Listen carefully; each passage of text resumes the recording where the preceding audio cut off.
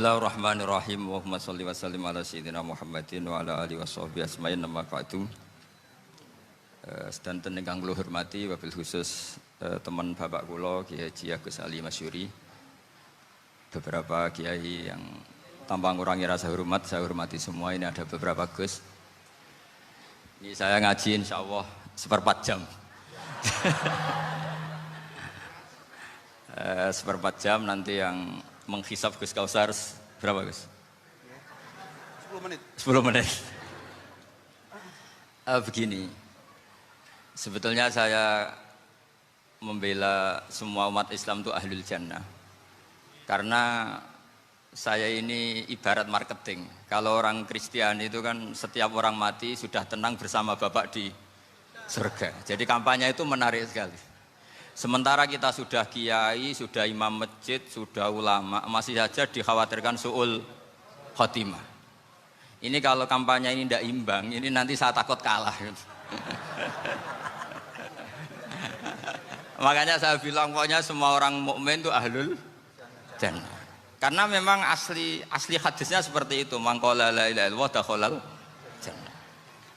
Bahwa kemudian ada beberapa kiai yang mungkin wataknya itu pesimis, kemudian bikin sekian aturan-aturan yang sebetulnya itu cerminan dari pesimisnya, terus akan-akan masuk surga itu susahnya bukan main.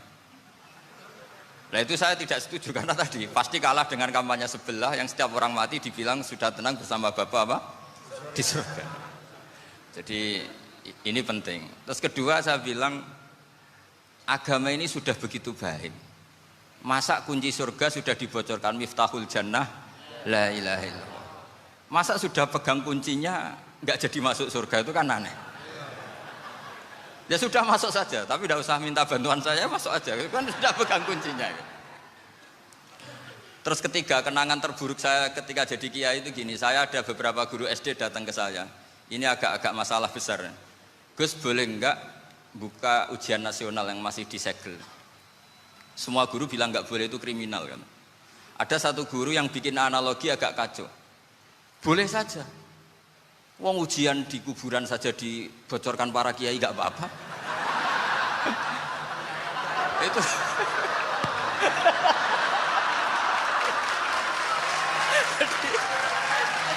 Tapi ini kriminal ya. Perhatian kepada kiai, nggak boleh memukul pemateri.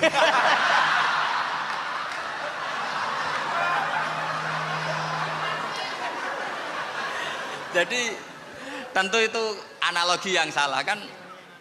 Marrobuka kan, Tuhan kamu siapa, Nabi kamu. Tuhan kamu siapa, Nabi kamu siapa, imam kamu siapa. Ini kan sudah dibocorkan oleh para kiai. Artinya apa? Nak raiso jawab kebablasan gitu. Terus guru ini berpikir kalau ujian akhirat sekrusial itu saja bisa dibocorkan, kenapa ujian nasional tidak boleh? Tentu ini kias yang salah, saya tidak ngajari seperti itu. Tapi saya ngajari ke kalian betapa mudahnya masuk surga. Kunci jawaban sudah dikasih, kunci pintu masuk sudah dikasih. Kok sampai tidak masuk, ini kebablasan. Paling salah gurunya. Jadi ini kenapa saya sering cerita orang mukmin semuanya itu min ahlil jannah, itu saya jamin. Sama tidak usah takut su'ul khotimah, tidak usah takut berlebihan seperti itu. Karena setahu saya, setidaknya saya mewakili ulama zaman ini. Rata-rata guru kita ini bermadzhab Syadzili dalam berkeyakinan berpikir tentang Allah. Di antara ini yang mulai saya ngomong serius, supaya tadi kan guyonannya sudah diambil Gus Reza sama Gus Kausar. Saya tahu kenapa mereka guyon. Kalau ngomong serius takut kalah sama saya.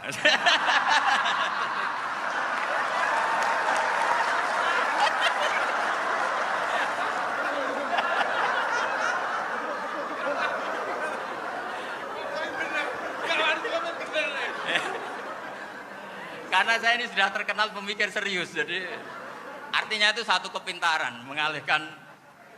Ya, oh ya, sudah itu satu kecerdasan. Tidak hanya ngalim tapi betul cerdas. Jadi itu bukti beliau-beliau ini cerdas itu. Saya berpikir begini, ini madzhab Syadzili. Kita semua tentu Syadzili karena kita semua ngaji kitab hikam. Kita tahu kitab hikam itu muridnya Abul Abbas Al-Mursi, Abul Abbas Al-Mursi muridnya Syekh Abil Hasan apa? Asy-Syadzili. Saya masih ingat betul makalah itu dan saya ulang-ulang. Setiap saya ngajar di sarang saya ajarkan itu. Kilali kata Abdul Hasan As-Sadili, saya pernah dapat hatif, dapat semacam ilham. Apa makna min syarril waswasil khannas? Itu kata beliau dijawab oleh hatif itu. Hatif itu nggak perlu diterjemah tadi ada karena tadi diajarin itu. Apa yang dihidupkan itu nggak perlu dijelaskan. kata hatif tadi, waswasun yadkhulu bainaka wa baina habibika. Yunsika altofahu alhasanah wa yudzakiruka af'alaka asai'ah wa yukassiru indaka dzatas shimal wa yuqallilu indaka dzatal yamin liya'dila bika an husnidzanni billah ila su'idzanni billah. Jadi yang dikatakan waswas adalah kamu digiring untuk hanya ingat sisi-sisi kamu yang negatif, dilupakan bahwa Anda punya sisi-sisi yang positif. Misalnya seperti ini, mungkin secara fikih tadi banser-banser tegas, wah ini masalah lelaki perempuan dipisahkan gini-gini. Tapi kenapa Ghazali bilang ya sudah gini gak apa-apa. Sebetulnya ada rukhsah itu karena ini di depan umum. Yang paling pantangan Nabi itu la yakhluwanna rajulun bimra'atin. Ini ada yang menjaminnya gitu.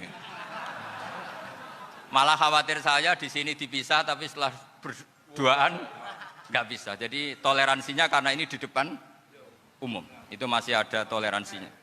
La yakhluwanna rajulun bimra'atin.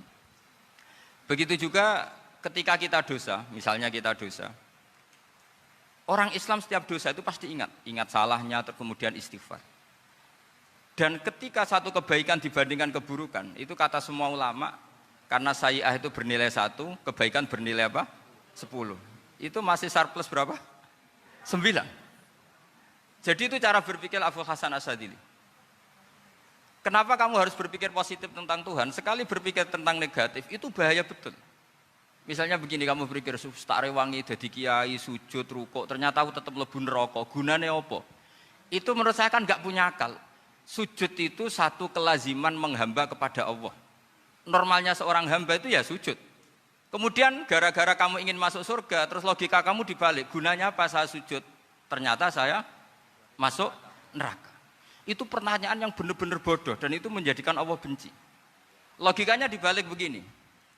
Ini saya ngomong serius karena ini bentuk kemenangan saya ini bentuk kemenangan saya.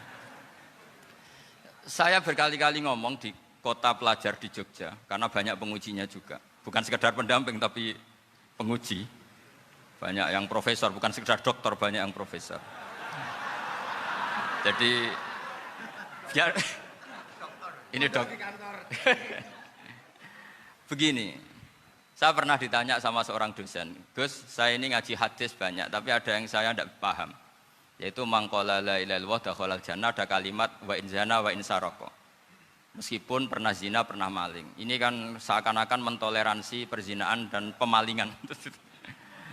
Terus saya bilang, oh makna hadis itu seperti ini. Jadi kebenaran absolut, kebenaran yang mutlak itu tidak akan terganggu oleh status perilaku seseorang. Saya berkali-kali memberi contoh. Orang yang ditangkap KPK akan bilang 1 tambah 1 2. KPK-nya juga bilang 2. Rivalitas dalam politik, Pak Prabowo ya bilang 2, Pak Jokowi juga bilang 2. Orang yang zaniyah, yang lonte pun akan bilang 2. Muftinya juga bilang 2. Ketua MUI-nya juga bilang 2. Artinya gini. Kebenaran yang absolut adalah kebenaran yang siapapun akan meyakini seperti itu. Seperti 1 ditambah 1, 2. Kamu punya musuh bilang 2. Kalau ibu-ibu ini punya maru, ya marunya bilang 2 tadi tambah mama. Enggak tahu saya terjemahnya apa tadi. Nah, kebenaran yang absolut itu kebenaran yang siapapun pasti mengakui. Dan uniknya begini, saya pernah ngaji acara himmah, acara pondok sarang di Demak. Kalau kamu bilang 1 ditambah 1 menjadi 2, untuk mengatakan 2 itu kamu butuh hadiah enggak? Mereka semua jawab enggak. Kita semua enjoy saja mengatakan tembok itu putih. Kenapa? Karena memang putih. Kita mengatakan 1 tambah 1 2 karena memang kita tanpa presentasi dapat hadiah, dapat penghormatan. Kenapa untuk mengatakan Allah itu Tuhan kita butuh surga? Memangnya kalau tidak ada surga Allah tidak jadi Tuhan? Ini problem orang soleh-soleh yang terlalu pesimis. Makanya nanti orang-orang soleh itu masuk surganya berat. Tapi kalau orang alim lebih gampang kira-kira seperti itu. Iya, karena kan imannya lebih bagus. Dalam hadis qudsi Allah ini yang dibuli orang-orang soleh.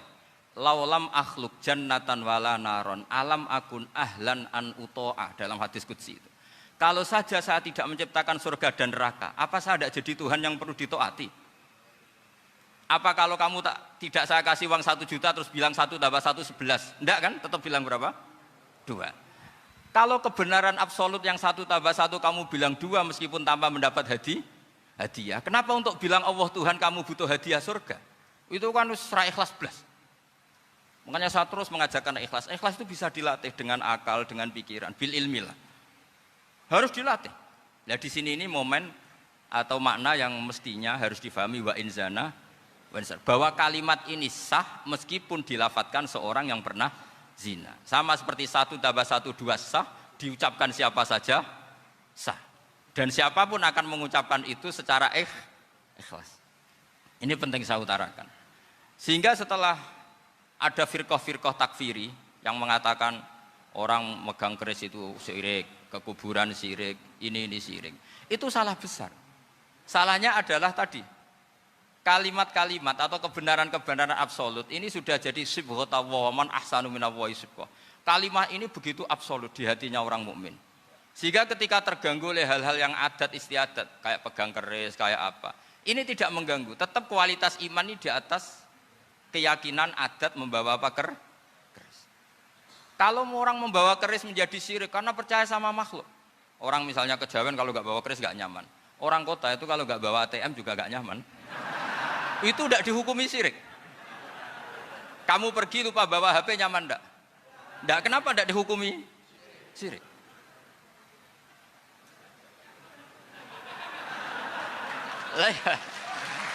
Jadi ini logika-logika. Jadi makanya ini Gus Reza boleh ngeritik saya. Saya tuh berkali-kali bilang, saya termasuk ulama yang mau bikin gerakan cangkem elek. Karena nanti kalau saya nisbatkan ke Rasulullah itu tidak pantas karena Nabi ahsanan nasi khalqau wa khuluqa. Tapi saya siap jadi bempernya Rasulullah sallallahu alaihi wasallam. Pernah ada diskusi di Jakarta, ini kisah nyata. Apa dalilnya setelah sholat salaman? Mana hadisnya? Itu dijawab hadisnya tentu kita kesulitan. Kalaupun ada hadisnya dhaif semua yang masalah musafahan. Akhirnya mau tidak mau dijawab pakai cangkem elek. Boleh enggak kamu setelah salam nyalain HP yang off? Boleh. Boleh enggak ke kamar mandi? Boleh. Oh berarti kencing boleh, nyalain HP boleh, yang enggak boleh itu ingat Allah. Karena mereka mengkritik wiridan, ngeritik salam. Akhirnya mikir deh. Ada enggak hadisnya orang setelah sholat nyalain HP? Enggak ada kan? Tapi mereka nyalain HP enggak hambatan, tapi untuk salaman masalahkan. Ke kamar mandi boleh, tapi untuk wiridan enggak boleh. Akhirnya mereka sadar, oh iya. Lama-lama dibisi gini yang kelompok itu. Kamu itu korban aliran supaya kamu enggak ingat Allah, ingatnya HP-nya. Sehingga orang wiridan kamu kritik, orang nyalain HP enggak kamu kritik. Itu kelompok itu adalah kelompok orang-orang yang supaya orang Islam itu lupa Tuhannya. Itu gerakan cangkem elek, tapi jadikan orang sadar. Jadi ini penting. Jadi kalau kamu tidak bisa bela agama dengan jalan yang lurus karena tidak bakat gitu, nggak apa-apa pakai cangkem elek tadi. Karena nggak mungkin gerakan ini dinisbatkan kepada Rasulullah Shallallahu Alaihi Wasallam. Kalau soal sanad saya punya sekian sanad tentang itu, tapi tidak usah kamu ikuti. Ada orang tanya, ya Pak Kiai kalau setan dibakar di neraka panasan enggak? Ya panasan. Lo kan setan dari api, ngapain harus panasan? Kan materinya sama. Terus Kak Kiai tadi enggak kesulitan, dia ngambil pasir, disawur di wajahnya. Wah sakit Kiai, kamu kan dari tanah, kena tanah kok. Jadi itu ada sekian, artinya gini ya, kalau kesulitan jawab pakai baik-baik ya sudah pakai cangkem elek itu aja karena. Tapi tentu kan gerakan ini tidak mungkin dinisbatkan kepada para nabi. Tapi saya pastikan meskipun nggak bisa dinisbatkan kepada para nabi dari segi cangkem elek tadi, tapi secara semangat itu sama. Saya punya sekian contoh. Benar Gus Riza tadi gojok saya sengawur-ngawurnya itu masih punya sanad. Itu pas saya ngawur pun masih punya apa? Sanad. Nabi Ibrahim itu ketika faja'alahum juzatan illa kabirallahum itu si berhala paling besar dikasih kapak. Ketika mereka geger, ini siapa yang berhala-berhala kecil? Kata mereka, sami'na fata yadhkuruhum yuqalu lahu Ibrahim. Ya kira-kira Ibrahim lah gitu. Terus setelah Ibrahim didatangkan, siapa yang melakukan ini semua? Ini jawaban Nabi Ibrahim, bal fa'alahu kabiruhum hadza. Ya tanya yang bawa pedal, saya kan tidak bawa. Terus kata orang-orang, otak kamu itu di mana? Masa berhala disuruh nanya, kan nggak bisa ngomong. Ibrahim kembalikan, uffil lakum wa lima ta'buduna min dunillah. Lalu otak kamu di mana? Sudah tahu nggak bisa ngomong kok disembah gitu. Itu ada kata uffin loh. Uffin itu kalau diterjemah kira-kira ya agak-agak jancuk gitu. Kira-kira seperti itu. Ya kira-kira seperti itu. Jadi Sekarang dalilnya jancuk apa Gus? pakai jancuk biasa kalau misalnya saya kira sudah itu. Gimana? Jancuk itu dari dak su, dak tinggalkanlah suan perkara sing elek. Krono ilate wong Surabaya kakean rawon, akhirnya ngomongnya jancuk.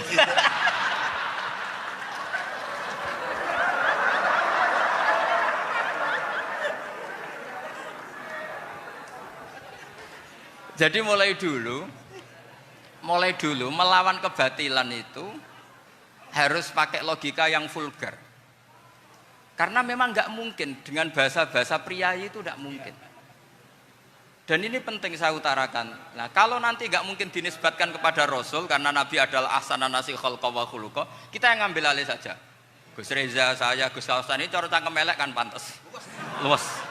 Selain bakat ya sudah natural. Karena memang itu cara kita menjelaskan kebenaran. Saya ulang lagi, itu cara kita menjelaskan apa? Kebenaran. Mau tidak mau. Saya pernah ditanya sama seseorang, Gus, beberapa nabi itu kan poligami. Poligami itu bukti hipersek. Karena yang tanya itu orang nasionalis yang nggak pati senang Islam.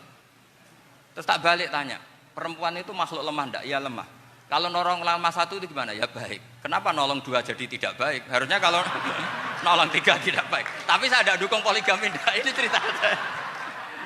Setidaknya mereka jadi ingat. Saya itu pernah ditanya agak-agak orang ateis. Dia benci Islam tapi neliti Islam. Pertanyaan kedua, kenapa dalam perang itu seakan-akan Nabi itu perampok? Hartanya orang kafir disita kemudian menjadi ghanimah. Itu kan kayak ngerampok. Terus saya tanya gini, kalau ada penjahat ke rumah kamu, kemudian pakai senjata api, setelah kamu ringkus, itu senjata api kamu kembalikan apa kamu sita? Oh ya saya sita, kalau tak kembalikan dipakai ngerampok lagi. Ya sama seperti itu, kalau kekuatan mereka dikembalikan, akan dipakai kekuatan mereka lagi. Jadi, ya lagi-lagi ini kemenangan orang serius. Karena nanti guyonnya sudah dintekno sama Gus Safa sama Gus Riza.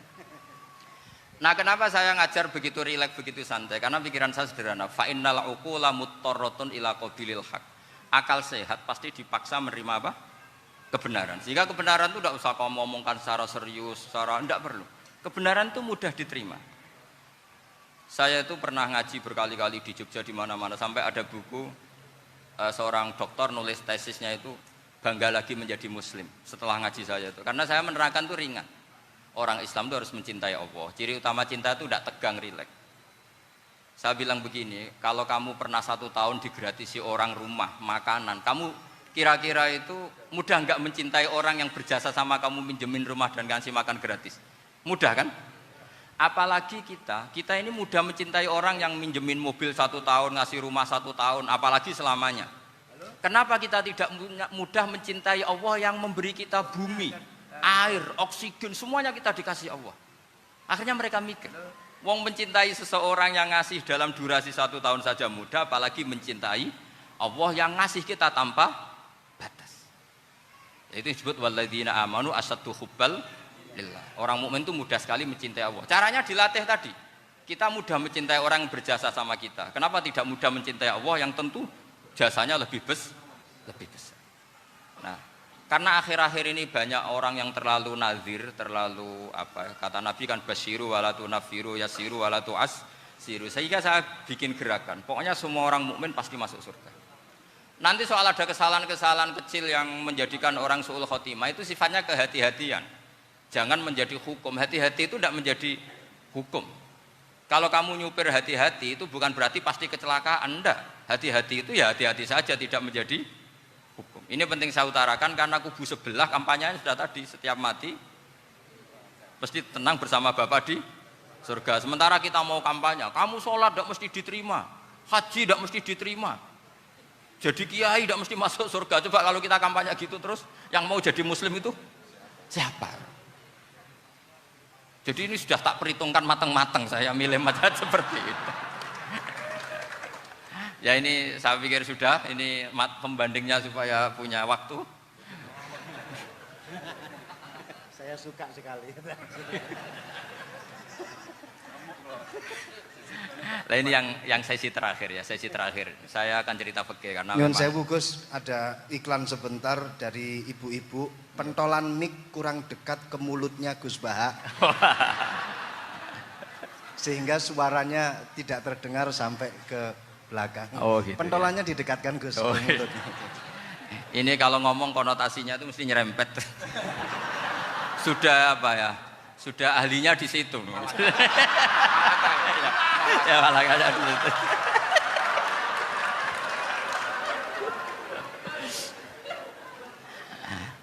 Dalam sesi terakhir saya cerita pentingnya pembanding.